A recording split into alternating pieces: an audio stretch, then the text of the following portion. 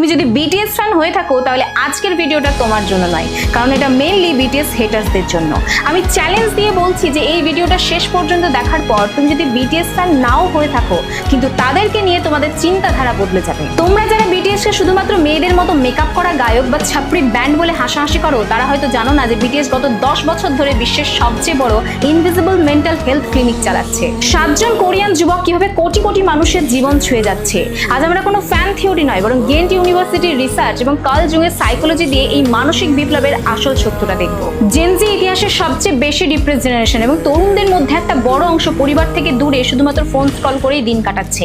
American psychological অ্যাসোসিয়েশনের পরিসংখ্যান বলছে যে 42% মানুষ আজকে হোপলেসনেসে ভুগছে এবং WHO 2023 সালের রিপোর্ট অনুযায়ী প্রায় 28 কোটিরও বেশি মানুষ আজকে ডিপ্রেশনে আক্রান্ত।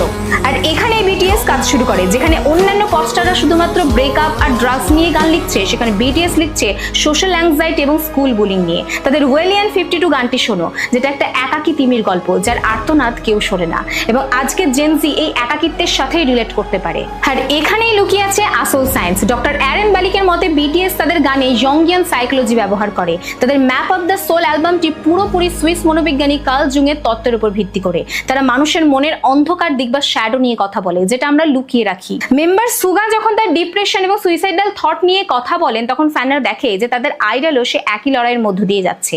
আর এখান থেকেই তৈরি হয় কালেকটিভ হিলিং এর, যে এমন একটা অনুভূতি যে হতাশ হওয়া কোনো অপরাধ নয়। এবার বিটিএস সম্পর্কে কিছু জ ড্রপিং ডেটা দেখো। 2017 সালে ইউনিসেফের সাথে তাদের লাভ মাইসেলফ ক্যাম্পেইনটি 155টি দেশে প্রায় 10 কোটিরও বেশি মানুষকে প্রভাবিত করেছে এবং চাইল্ড প্রোটেকশন ফান্ডে প্রায় 15% পর্যন্ত কন্ট্রিবিউশন দিয়েছে। মেম্বার সুগা অটিজম আক্রান্ত শিশুদের জন্য মিউজিক থেরাপি প্রোগ্রাম চালাচ্ছেন এবং রিসেন্টলি অটিস্টিক শিশুদের হসপিটালে প্রায় $5 বিলিয়ন ডোনেশন দিয়েছেন। আর তাদের ফ্যান বেস আর্মি, এটা শুধুমাত্র ফ্যান ক্লাব নয়, এটা একটা গ্লোবাল পিয়ার সাপোর্ট ইকোসিস্টেম, যেখানে লাখ লাখ তরুণ তরুণী একে অপরের পাশে দাঁড়ায়।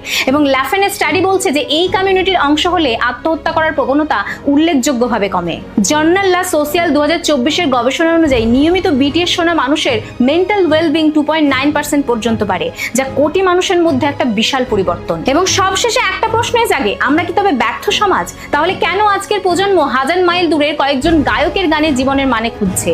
বিটিএস কোনো ম্যাজিক করছে না, বিটিএস সেই শূন্য স্থানটা পূরণ করছে যেটা আমরা তৈরি করেছি। আমরা যখন ডিপ্রেশনকে বিলাসিতা বলি এবং অটিজম আক্রান্ত শিশুকে অস্বাভাবিক বলে দূরে ঠেলে দিই, তখন বিটিএস তাদের হাত ধরে একটা কথাই বলে, you are not wrong, you are just different. তাহলে এখন হেটার্সরাই বলো, বিটিএস কি শুধু ছাপড়িদের ব্যান্ড, নাকি তোমাদের এই চিন্তাধারা বদলানোর সময় এসেছে?